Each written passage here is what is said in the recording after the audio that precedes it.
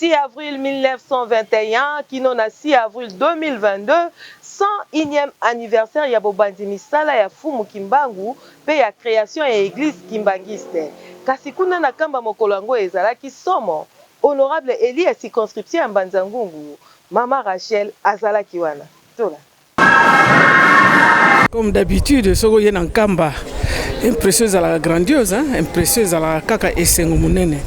Sengo munene esprit oye bimanga na kamba, esprit oye circular na kamba, ezali esprit ya joie, esprit ya paradis, hein. Nous sommes dans la ville sainte, donc esprit wana okoki kozala na société, okoki kozala na mawate. Ezali kaka esengo muto kozala nango.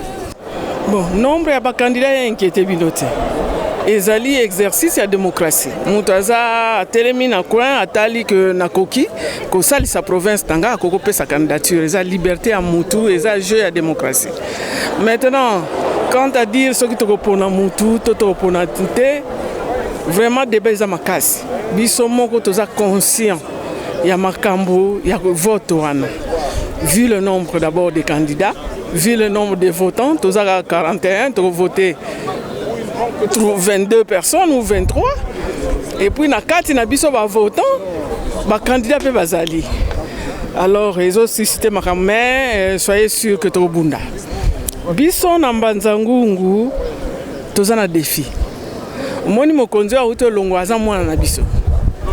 Tozalaki na nzoko munene to simbaki yango mais bon mokili eza mokili loi eza loi makambo esalami tel que azali sosute mais toko bunda de façon que soki tozwi numéro 1 te numéro 2 aza mutu na biso donc toko bunda makasi toko kende en groupe toko zala mutu moko te ake tia voix na ye kuna non biso 7 ya Mbanza-Ngungu mais sinon au moins 5 to pesa voix na mutu moko de façon que to senga en retour to exiger biloko oyo biso to lingi pona Mbanza-Ngungu.